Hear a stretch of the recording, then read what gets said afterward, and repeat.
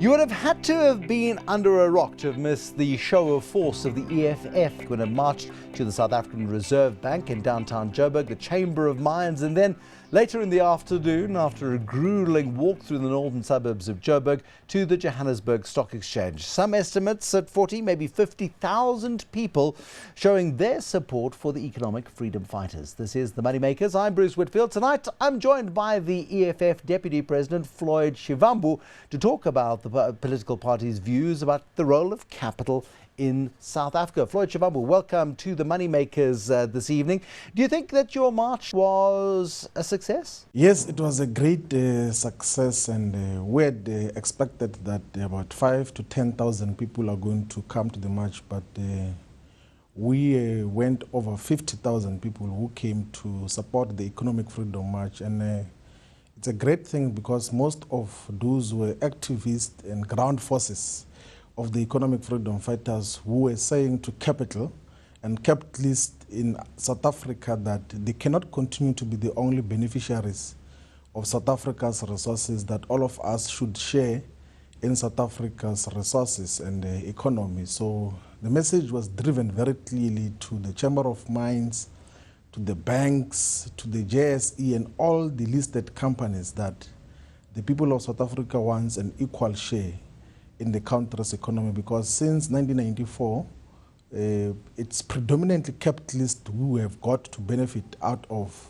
the economic activities that happen in South Africa. In real terms, the wages of workers have been declining since 1994, and those who are new entrants into the job market are not paid enough salaries to take care of their basic needs. So that message was delivered clearly by more than 50,000 people who came to the protest action in Johannesburg.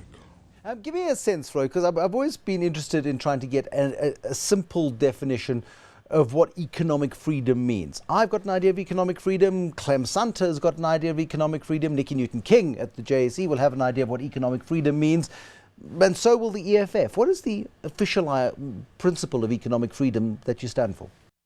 Now look, what we define as economic freedom is basically economic emancipation, to say that the people must begin to benefit out of the economy of their countries, of the whole continent, because what we noticed in Africa from the late 50s was political emancipation, where political power was given to the black majority, but they have never gained control of their own economies in a way that will benefit ordinary people. So our definition of economic freedom is to say that let us transcend the stage of political emancipation and then take the movement towards economic emancipation, meaning that Africans and ordinary people on the ground must be the ones who are in control of their own economies in a democratic, collective way, which will benefit all people who produce wealth.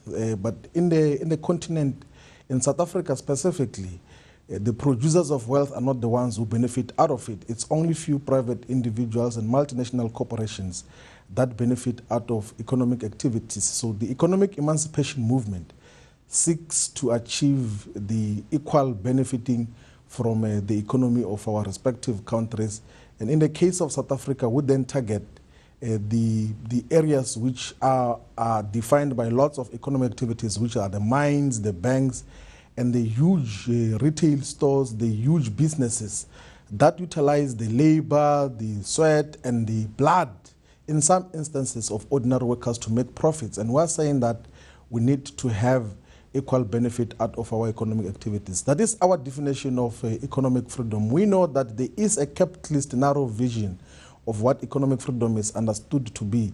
But in our context, it means economic emancipation in a way that must empower everyone. Okay, so it's about economic emancipation. In real terms, how is that achieved? Wholesale nationalization without compensation? Because certainly the state doesn't have the money to buy out the farmers who own the land, doesn't have the money to buy out the mining companies that own the mining assets, and it certainly doesn't have the money to buy out the banks who control the capital.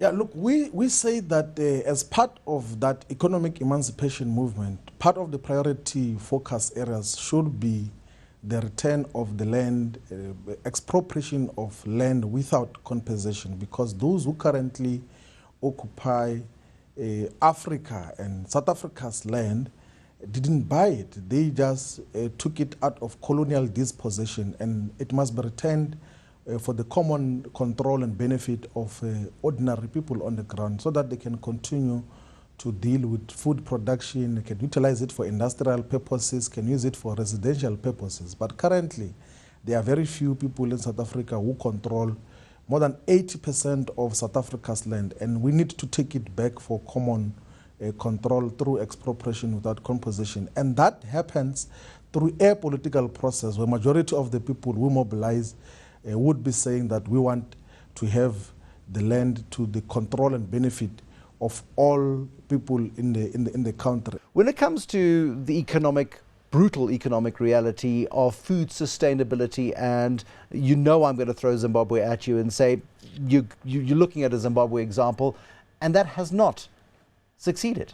Our main aim for the land redistribution is to secure food production, to have food security in South Africa. Currently, in South Africa, we are a net food importer, and that defines most countries in the world. We have got arable land. Actually, 60% of arable land in the whole continent is supposed to be utilized for food production, but it is not being used. So it's being utilized as game farms, it's being utilized for any other recreational activities of the capitalist. And we're saying that we need to have common control of that land so that we can help ordinary people with agricultural implements to produce food in a sustainable and productive way. Zimbabwe is not our model in terms of how we're going to deal with dealing with issues of food security. The Zimbabwe question was a very complex political question in the manner in which it happened. It was not a properly conceptualized and planned model of land redistribution. In our case, this is a properly thought land redistribution program which must start with expropriation of all land without composition, and then redistribution to all who are going to utilize it for productive purposes. And with the principle of saying you use it or lose it. If you do not use the land, you must lose it, and then it will be allocated to those who are going to utilize it for the benefit of everyone.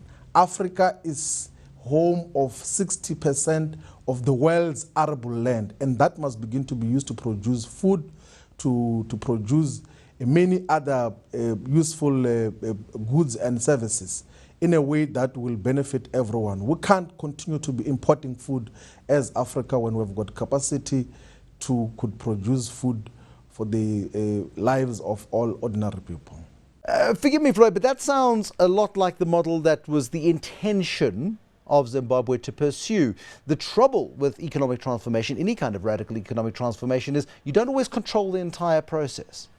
It's completely different from the Zimbabwe version. You must remember that how Zimbabwe got to take land from settlers was in pursuit of historical political questions which the Zimbabwean government and politicians had agreed with British government that they are going to pay for the redistribution of land. And when the British pulled out of that agreement, the people of Zimbabwe are the ones who invaded the land to say we want to take back our land. And government of Zimbabwe had an option to send the police or join the people in taking the land. And then they joined the people in taking the land.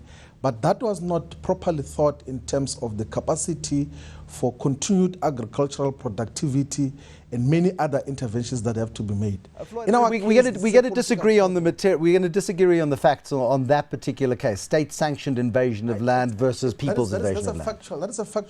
That's a factual basis. And before we even demonize Zimbabwe further, is that after there had been some sense of stability, Zimbabwe went back to agricultural productivity of tobacco, and now in this instance, more people are benefiting out of the continued agricultural productivity in Zimbabwe. There is 40,000 tobacco farmers in Zimbabwe today, as opposed to the 2,000, 3,000 that were there under the settler control of most of Zimbabwe's land. So the people are benefiting out of an economic activity that comes from agriculture, although it was carried out in a way which was not properly planned. But in our case, we're saying let us take all the land and give to all people equitably for productive purposes. And that includes the current farmers, by the way. Sure. So if farmers continue to say that we want to continue producing food, they are going to be beneficiary of the land redistribution program which we're going to embark on, but it must be utilized productively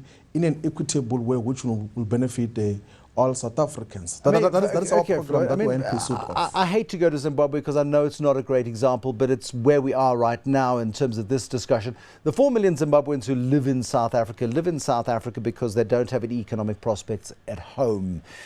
Part of the problem with the land redistribution crisis in Zimbabwe was that it disenfranchised far more people than it empowered, and the economy is in tatters to this day. Do you not run that same risk here? You must never underestimate the role of the multinational corporations and imperialists in the destabilization of Zimbabwe's economy. You must remember that most African economies are owned by foreigners, by people from Europe, by former colonizers who benefited out of the fact that Africa was conquered and defeated in the colonial wars. And when they continue to benefit, and when the ordinary indigenous people begin to demand equal share in their economies, they then utilize their economic power to destabilize those countries. The destabilization of Zimbabwe is not a function of the politicians and the leadership of Zimbabwe. It's a function of imperialists who are fed up with the fact that people want to benefit equally from their own economy. You know, President Mbeki confirmed recently that the then Prime Minister of Britain, Tony Blair, had planned to even physically invade Zimbabwe for war purposes. Why? Because he wanted to protect the British capitalist interests that were dominant in Zimbabwe. Floyd, I think we're going to have to agree to disagree on some of those points. But thank you very much for coming in. I appreciate your time this evening. The Economic Freedom Fighters Deputy President Floyd Shivambu in our Cape Town studios. Thanks so much for joining us. There'll be more money makers and people who want to make money for more people into the future. That's it for this evening. Thank you so much for watching. Good night.